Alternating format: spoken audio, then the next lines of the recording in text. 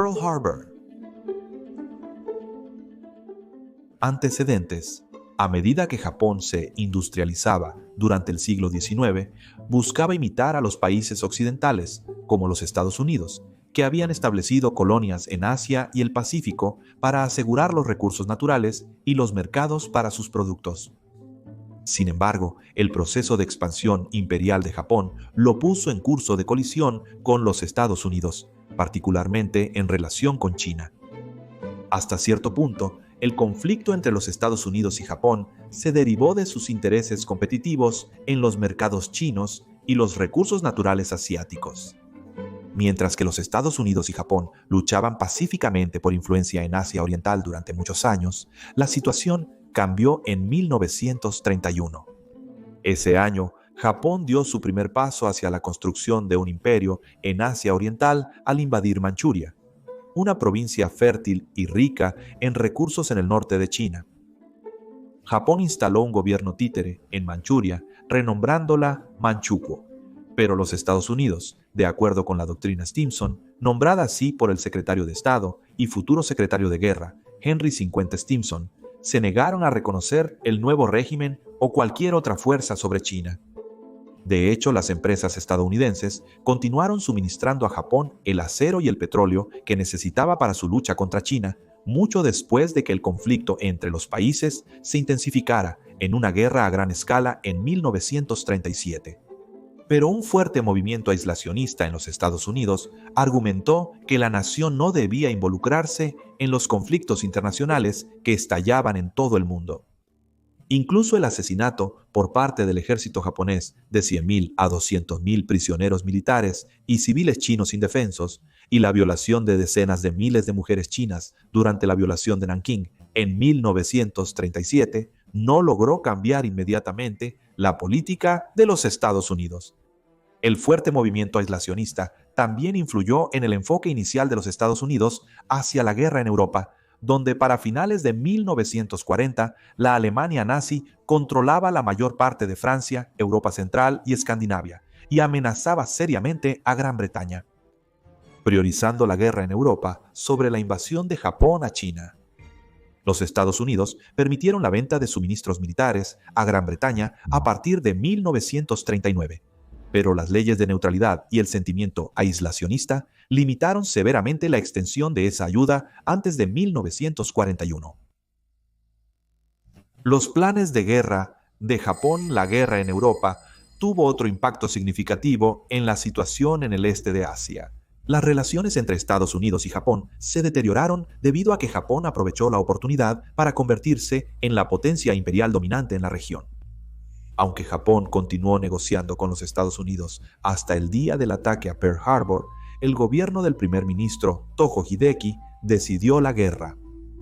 Se pensaba que si la flota de los Estados Unidos podía ser sacada de acción, se abriría el camino para la conquista japonesa sin obstáculos de todo el sudeste asiático y el archipiélago indonesio.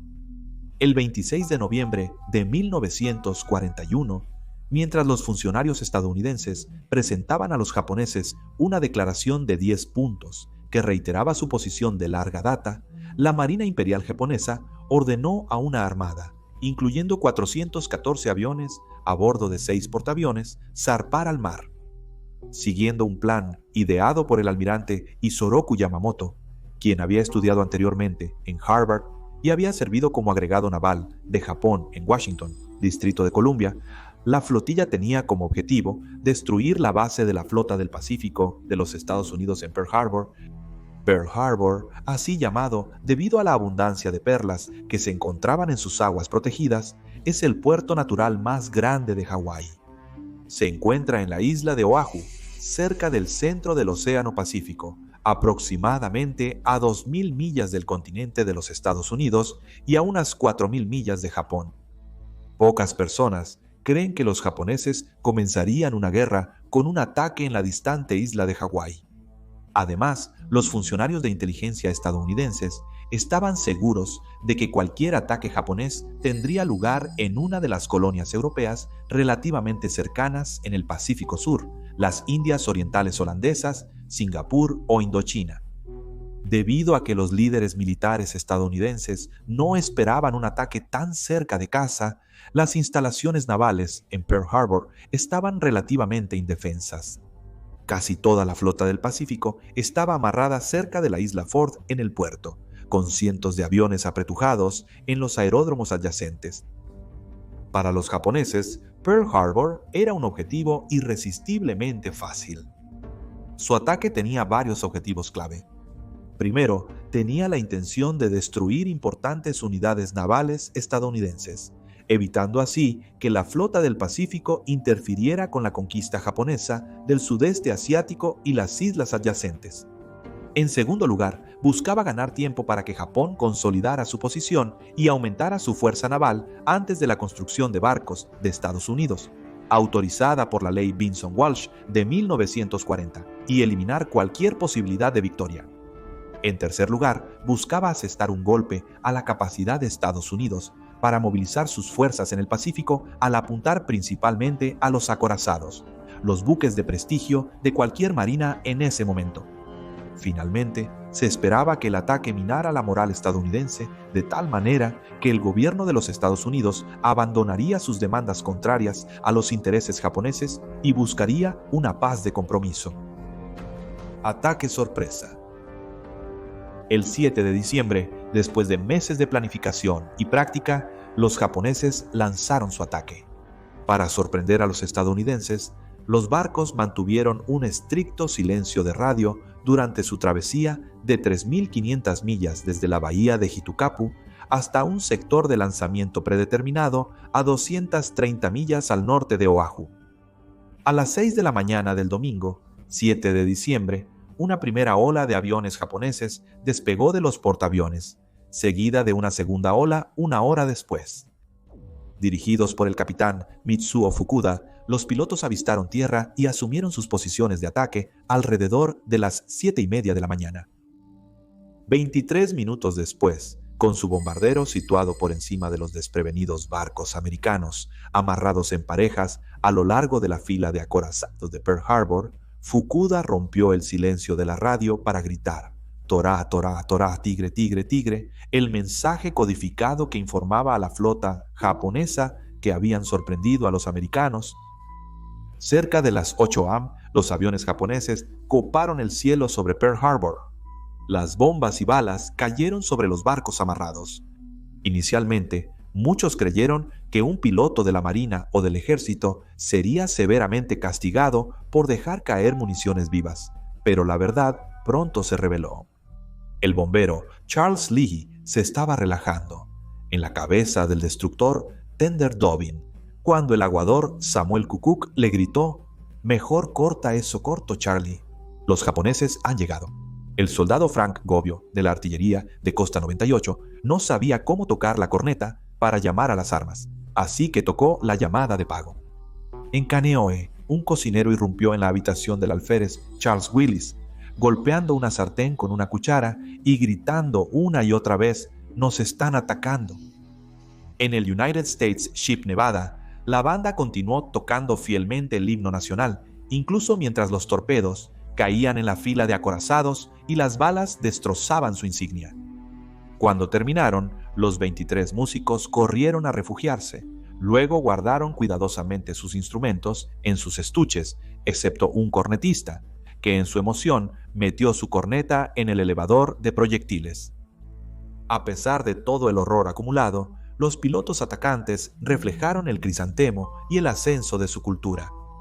Uno recordó las bombas cayendo hasta que eran tan pequeñas como semillas de amapola. Otro pensó que salpicaban como una libélula, poniendo huevos en el agua. Los bombarderos de buceo de la primera ola debían atacar objetivos terrestres. Se ordenó a los cazas que ametrallaran y destruyeran tantos aviones estacionados como fuera posible para asegurar que no despegaran para interceptar a los bombarderos, especialmente en la primera ola. En un cuarto de hora, los diversos aeródromos de la base fueron sometidos a un ataque salvaje. Debido a las medidas contra el sabotaje del teniente general Walter Short, las aeronaves militares de los Estados Unidos estaban apretujadas en la Estación Aérea Naval en Ford Island, y los campos adyacentes de Wheeler y Hickam, y muchas fueron destruidas en el suelo por el ametrallamiento japonés. En particular, en el campo Wheeler, la destrucción fue temible. De los 126 aviones en el suelo, 42 fueron totalmente destruidos, 41 fueron dañados y solo 43 quedaron aptos para el servicio. Solo 6 aviones estadounidenses despegaron para repeler a los atacantes de este primer asalto. En total, se destruyeron más de 180 aviones. Desastre naval. La primera ola, dirigida a los buques capitales, sería el ataque principal, mientras que la segunda ola apuntaría primero a los portaaviones, luego a los cruceros y finalmente a los acorazados. La primera ola llevaba la mayoría de las armas para atacar a los buques capitales, principalmente torpedos aéreos del tipo 90, y uno especialmente adaptados con un mecanismo antivuelco y una extensión de timón que les permitía operar en aguas poco profundas. Se ordenó a las tripulaciones aéreas que seleccionaran los objetivos de mayor valor, acorazados y portaaviones, o, si no estaban presentes, cualquier otro buque de alto valor, cruceros y destructores. Los barcos anclados en el puerto eran objetivos perfectos para los bombarderos japoneses, y debido a que era domingo por la mañana, un momento elegido por los japoneses para lograr la máxima sorpresa, no estaban completamente tripulados. La mayoría de los daños a los acorazados se infligieron en los primeros 30 minutos del asalto.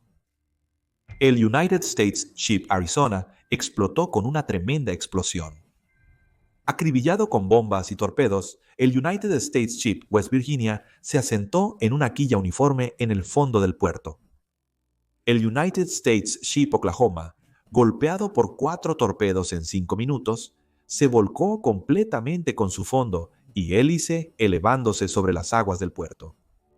El United States Ship California, el buque insignia de la Fuerza de Batalla del Pacífico, fue torpedeado y ordenado abandonar mientras se hundía lentamente en aguas poco profundas. El barco objetivo, el United States Ship Utah, también se hundió, apenas un barco escapó del daño.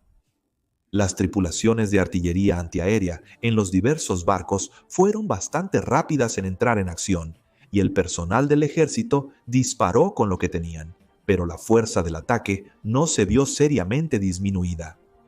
El United States Ship Nevada recibió un impacto de torpedo durante la primera ola, pero su posición al final de la fila de acorazados le permitió una mayor libertad de acción que los otros barcos de capital anclados.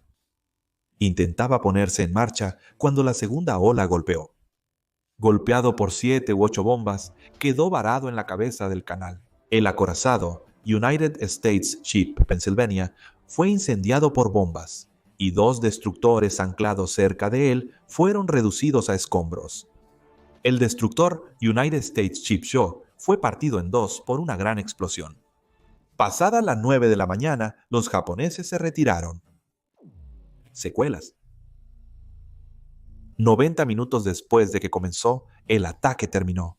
La Marina tenía 2.008 marineros muertos y otros 710 heridos, 218 soldados y aviadores, parte del ejército antes de la creación de la Fuerza Aérea de los Estados Unidos en 1947, murieron y 364 resultaron heridos. 109 marines murieron y 69 resultaron heridos, y 68 civiles murieron y 35 resultaron heridos. En total, 2.403 estadounidenses murieron y 1.143 resultaron heridos. 18 barcos fueron hundidos o encallados, incluyendo 5 acorazados. Todos los estadounidenses muertos o heridos eran legalmente no combatientes, dado que no había estado de guerra cuando ocurrió el ataque. No obstante, la tragedia tenía un aspecto reconfortante. Como resultado de las disposiciones tomadas por el almirante His Excellency Kimmel, 2 portaaviones estadounidenses no estaban en Pearl Harbor. El United States Ship Enterprise, bajo el vicealmirante William F. Halsey, estaba en una misión para reforzar la guarnición de la isla Wake con aviones y aviadores marinos. El United States Ship Lexington estaba realizando una misión similar para transportar bombarderos de buceo marinos a Midway. Estas operaciones también implicaban que 7 cruceros pesados, una división de destructores, se encontraba en el mar. El Enterprise debía regresar a Pearl Harbor el 6 de diciembre, pero el clima retrasó su llegada. Un tercer portaaviones, el United States Ship Saratoga, estaba embarcando un complemento fresco de aviones en San Diego la mañana del ataque. El ataque a Pearl Harbor debilitó gravemente la fuerza naval y aérea estadounidense en el Pacífico. Sin embargo, de los 8 acorazados hundidos o dañados, todos excepto el Arizona y Oklahoma fueron eventualmente reparados y devueltos al servicio, y los japoneses no lograron destruir las importantes instalaciones de almacenamiento de petróleo en Oahu. El día siguiente al ataque a Pearl Harbor, el presidente de los Estados Unidos, Franklin 500 Roosevelt, se dirigió a una sesión conjunta del Congreso buscando una declaración de guerra contra Japón. En lo que se convertiría en uno de sus discursos más memorables, Roosevelt declaró que el 7 de diciembre de 1941 sería una fecha que vivirá en la infamia. Si disfrutas estos videos, suscríbete a nuestro canal y recibe notificaciones de nuevos episodios. Para más contenido sobre historia militar, visita nuestra videoteca.